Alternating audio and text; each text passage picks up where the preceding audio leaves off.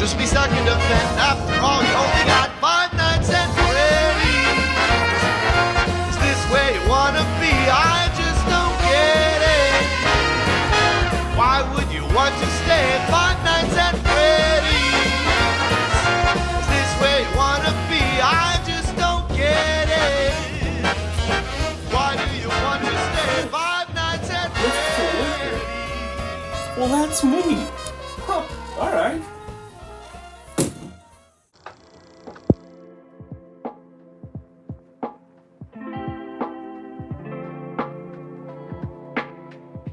Gift. Oh boy, I sure do love goodies and gifts. Whoa.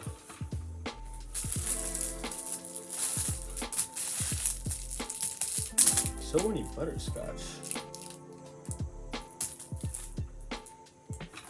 Ooh.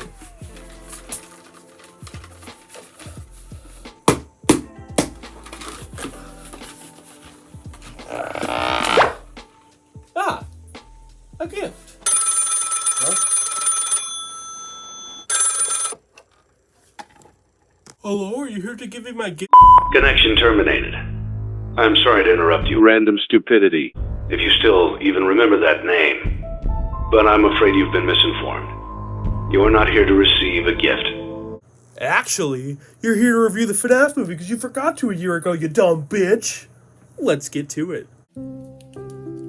And now, movie review with random stupidity.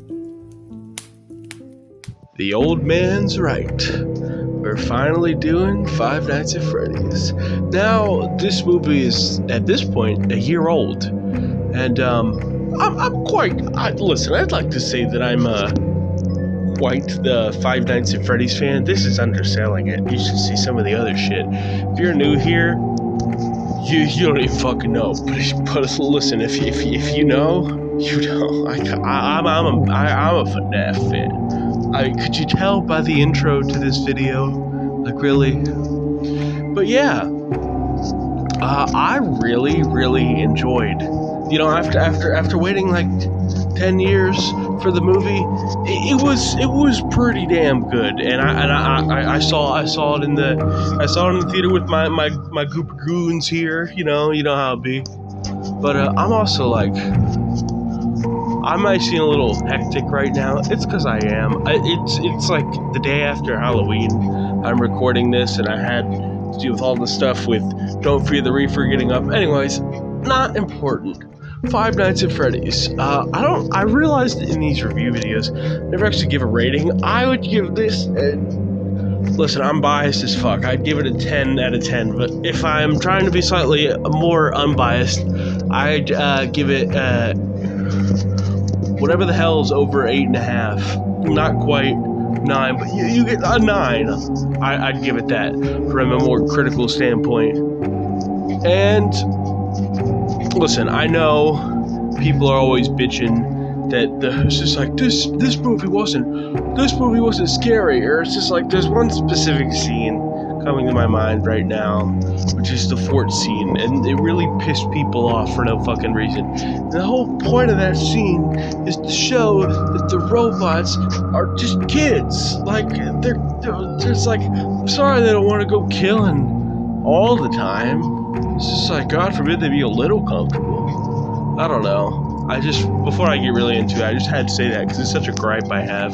Story itself kind of is a pretty like the main first game, right? But like the overarching story here is Mike needs to get a job because he has his younger sister Abby that he's trying to take care of, and then there's his bitch fucking aunt that is trying to like custody battle and shit. Follows Mike, who's played by Josh Hutcherson, the great Josh Hutcherson. Future man.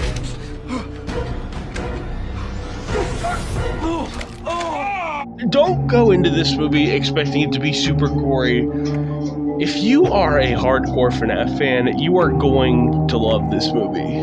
Is just kind of the basis that I keep seeing, because also autistic motherfuckers, we love Five Nights at Freddy's, man. I don't know what to tell you. You know, Mike goes to work at the FNAF. At the Five Nasty Ass Fools. He goes to work for a security guard, right? And the first night is, he keeps having these dreams, well, he's trying to, right? And they're these weird fucking dreams because he's trying to remember how his brother got kidnapped. I know, real fucked up shit. And, he keeps revisiting the same night. There's also this scene where he's at his old job in the mall right before he like beats the shit out of some innocent dad because of a weird misunderstanding. But it's just, I'm thinking of the other security guard because there's this book and it's fucking tiny compared to this dude who has these fucking, like, he's massive. Josh Hutcherson is like a tiny little dude too, so like, I don't know, it's just funny, and I had to point that out. There's a lot of good, also just FNAF Easter eggs, like there's the Chica's Magic Rainbow for the cafe in the same mall. There's the whole Dream Theory book, which, if you know, you know. And, but yeah, at his first night, he fucking sees the ghost kids, I'm pretty sure. I don't know. Like I said, don't come to these videos thinking of a good movie review, because I literally just got done watching the movie and I'm forgetful as shit, even though I've seen this 100 times, and I'm just bad at explaining things. That's why I make the review videos every now and then. But yeah, and he's like got an interview and everything, and then he's like, I got the Five Nights at Freddy's job for you, and it's nights, and he's like, I can't do nights. And so he leaves that a thought. But like after this court case shit, he calls him up again, and he's like, is the job still a bit? Oh, it absolutely is. And he gets the job, and Steve Raglan fucking gives him the gist of the job, and he will see him on the flip side. And yeah, like I said, I've already now non-linear storytelling, I guess, is now how I'm doing this. I've already explained the first night. And yeah, the court case stuff. There's also this babysitter for Abby who's like secretly working with the aunt to try to find incriminating evidence or some shit. And also they go to a diner called Sparky's Diner, and in the theater I was fucking losing my shit at this, and I didn't even notice the motherfucking Matt Pat walked up to the table, like everyone was freaking out, and I'm like, oh, Sparky's, and then I like really took a second to like get back in reality. I'm like, holy shit, that's fucking Matt Pat. And that was cool. His name was Ness. They go to the fucking beach. It's like the girl's brother, some dude that people thought was gonna be Henry Emily. It kind of looks like him, so I don't blame him. His name's Hank. There's Carl, who has a fucking Midnight Motorist shirt, and yeah. And then the sister waits outside. For now, they go in, start trashing the fucking place, you know, like just really fucking shit up. And then them motherfuckers start waking up. And here's how, because we do get kills in this movie, here's how it goes. Carl's in the kitchen, they're trashing the place. He opens up that motherfucking pantry, and who do we see? The Cupcake, who's like a real little shithead in this movie, and it's just kind of the main fucking little gremlin piece of shit that is causing mayhem throughout everything. And I kind of think he's the most vicious, to be fair. And after that, Hank fucking sees that and just starts running and losing his shit and hides in a closet, and it's locked. And then the big boy Bonnie fucking pops out behind him. And what sucks is we saw a lot of these kills kind of in the trailer, which ultimately did suck, but not all of them, because like I said, fucking he gets got by Bonnie. The brother dude notices and he runs back, and then fucking Foxy shows up and he fucking gets that guy, dum dilly dum dum, out of here. And then the sister comes in because I guess they've been taking a while, and a little NPC kid fucking lures her lures her to the fucking back room where Freddy is, and then the bite of 87 happens. I like that kill a lot. Now they're all fucking dead. And, I should mention the goated character, Vanessa Shelley, who is a cop that, came in, I think, on the second night, right before they broke in, and was, like, giving the rundown, like, she knows a lot of shit about Freddy's and everything, and is also a cop in the local area, I guess. She's like, Freddy's is on my route, so you're the new night guard. And he get, like, cut in the dream. Mike got cut in a dream, so he's, like, bleeding in real life. There's some weird, like, Freddy Krueger shit happening every now and then. That's cool, I guess. Mike's trying to get a hold of the babysitter, but she's no longer alive. So, he's forced to bring Abby to work, which takes the interest of the ghost children, because they're like, oh, a new kid to play with, and everything, and Mike fucking falls his ass asleep, because of course he does, and in the dream he hears a scream, and then wakes up Abby screaming, and he runs out to get her, and the animatronics are about to fucking, like, kill her or something, but no, they were just tickling her, apparently, so that's all good. So, Mike's obviously freaked the fuck out, because he's like, alright, come on, guys, what's the big funny joke here, haha? But, it's not a joke, and these are dead kids inside robot suits, so, you know, that's terrifying a little bit. And, Mike is obviously like, alright, Abby, let's get the fuck out of here. And, yeah, so they leave, and Abby draws Bonnie a little picture. This will be important later. Mike starts to find Abby's drawings, which he connects are the ghost kids. And also there's one drawing of when his brother Garrett got taken.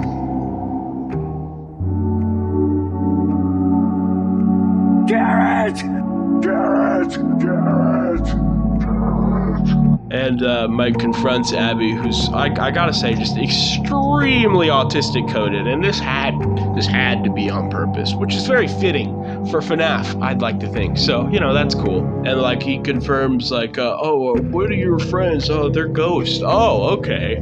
Hey, can you ask them if they know anything about who took my brother? And he's, like, asking, like, have they ever said anything about this? And she's like, no, all they talk about is a yellow rabbit. I always come. So the next night, they Mike brings Abby back, you know, and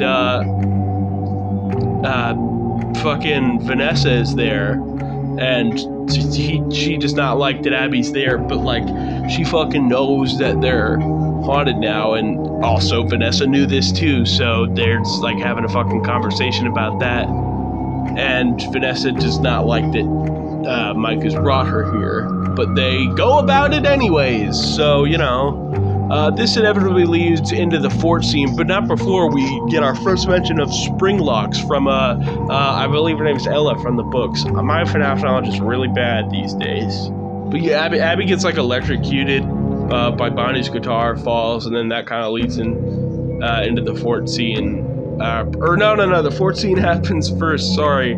Then that happens, because then they leave, and fucking Vanessa's like, if you bring Abby back here again, I will shoot you. Oh, okay. Very direct. So, the next day, Mike doesn't bring Abby back and gets Aunt Jane to do it, which freaks the fuck out of Abby, because Aunt Jane's kind of a bit of a bitch. She's mean and she smells like cigarettes. So she goes and X's Mike out of all her drawings and shit. And during this, fucking motherfucking Golden Freddy goes and gets Abby from the house while Mike is sleeping, and in his dream, the ghost kids are like, hey, we want Abby, and we'll let you have the same dream where you get to... Garrett didn't get kidnapped. You're here with your parents. Your mom's still alive. Your dad didn't run away, who's maybe sort of... He might be Henry Emily. Henry Schmidt, I guess. I don't know. That's my theory. But, he says yes because he misses Garrett, but then he, like, remembers, like, I really care about Abby. I know. And then, but it's too late. they've taken her, and when he wakes up from that dream, he's in the saw trap chair, but he manages to get out of it, unlike the guy at the beginning of the movie, who I didn't mention before, but there's an intro scene before the credits of a guy like fucking getting killed and like stalked by the animatronics. Apparently that was supposed to be motherfucking Markiplier, but he was busy filming Iron Lung. But this also means he will almost definitely be in the sequel, maybe. But Mike gets out of the chair and doesn't get his face shredded up, and he stumbles across the fucking stuff suits of the burglars and the babysitter, and they're stuffed inside fucking Sparky, like from Sparky's Diner, like before that reference, and also the Sparky character. That was fucking insane. There's Shadow Freddy there, someone stuffed an endoskeleton and like the parts of, I think, the Freddy Saw mask. But yeah, they fucking dead, and he hightails the fuck out of there, but is stopped by Foxy and passes and fades to black. We'll get back to that shortly.